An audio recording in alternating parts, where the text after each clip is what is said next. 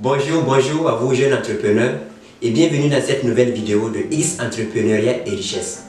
Alors comme il est de coutume, aujourd'hui nous vous donnerons 5 nouvelles idées business que vous pouvez réaliser à coup sûr et cela vous rendra sans doute très riche. Alors tenez-vous prêts et on se retrouve après le générique. Business numéro 1, ouvrir un organisme de formation.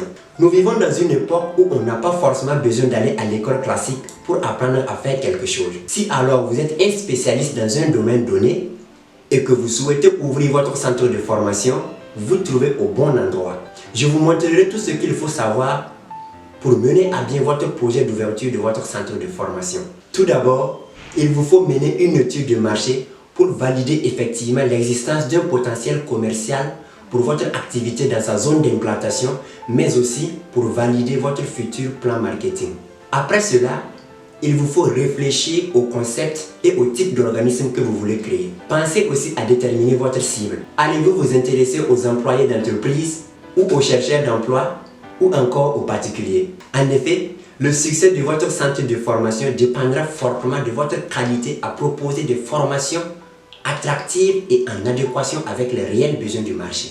La dernière étape consiste à évaluer tous vos moyens financiers et humains que vous devez mobiliser pour l'ouverture de votre futur centre de formation. Bien évidemment, vos besoins dépendront du type de centre de formation que vous voulez créer. Vous serez alors amené à signer des partenariats avec d'autres centres qui existent déjà ou à recruter des collaborateurs. Si vous souhaitez aussi proposer des formations à distance via e-learning, il y a aussi du matériel adapté à cela.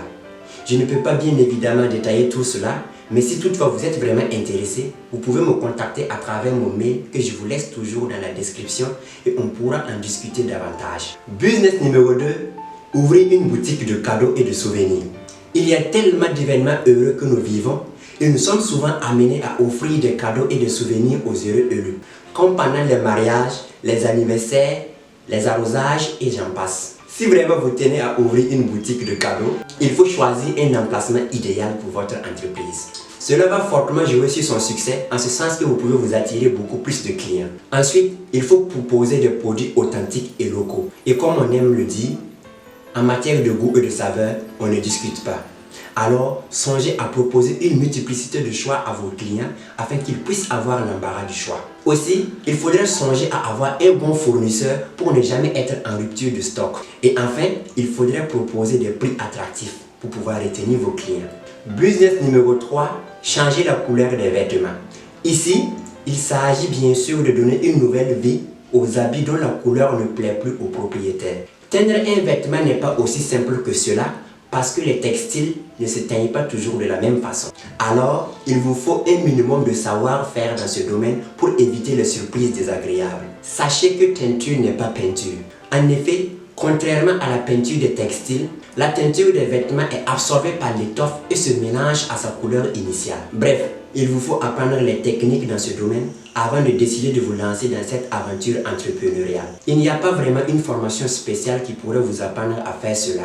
À ce propos, il existe alors pas mal de vidéos sur YouTube et bien sûr d'autres plateformes qui peuvent vous inspirer. Il vous faut tout simplement de la volonté et juste un peu de connexion. Moi personnellement, j'ai envie de changer la couleur de beaucoup de mes vêtements.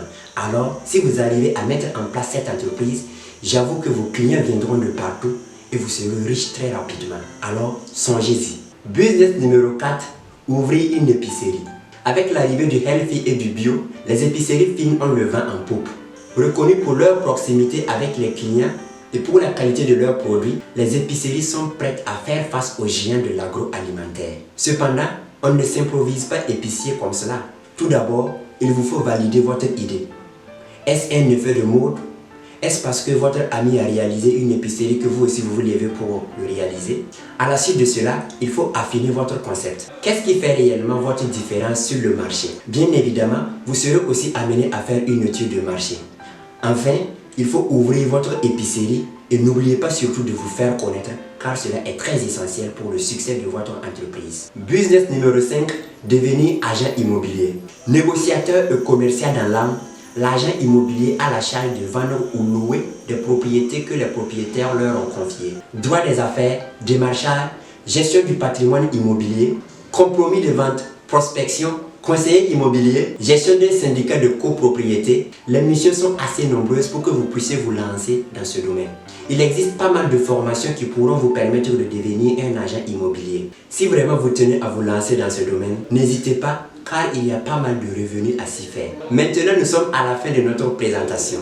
Rendez-vous est pris pour la semaine prochaine où je vous montrerai les étapes à suivre pour pouvoir monter votre entreprise.